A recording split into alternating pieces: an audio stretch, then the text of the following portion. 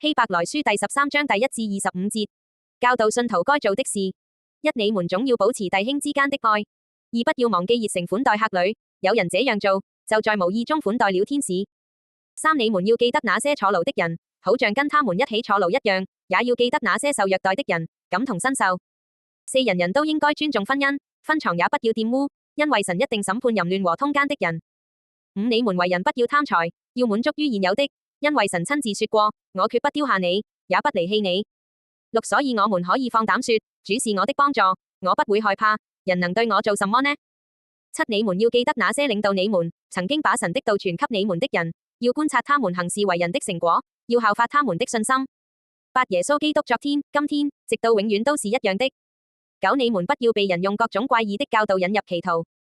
人心靠着恩典得到堅定，不靠着食物，才是好的，因為那些專注於食物的人從來沒有得過益處。十、我們有一座祭壇，壇上的祭物，是那些在聖幕裏供職的人沒有權利吃的。十一、那些祭牲的血由大祭司帶進聖所作贖罪祭，祭牲的身體卻要在營外焚燒。十二、所以耶穌也是這樣在城門外受苦，為的是要藉着自己的血使人民成聖。十三、那麼讓我們也走出營外，到他那裏去，擔當他所受的凌辱。十四、我們在這裏其實沒有長存的城，我們尋求的是那將要來的城。十五、所以我們要藉着耶穌常常把頌讚的祭獻給神，這就是承認他的名的人嘴唇的果子。十六、你們也不要忘記行善和捐書，這樣的祭是神所喜悅的。十七、那些領導你們的人，為你們的靈魂警醒，因為他們要向神交賬，你們要聽從他們，也要信服他們，好讓他們懷着喜樂做這事，沒有嘆息。如果他們嘆息，對你們就沒有好處了。十八、請為我們禱告，因為我們深信自己有美好的良心，願意凡事好好地行事為人。十九、我更加懇切地請求你們為我們禱告，好使我們能夠快點回到你們那裏去。祝福和問候。20賜平安的神，憑着永約的血，把群羊的大牧人，我們的主耶穌從死人中領出來。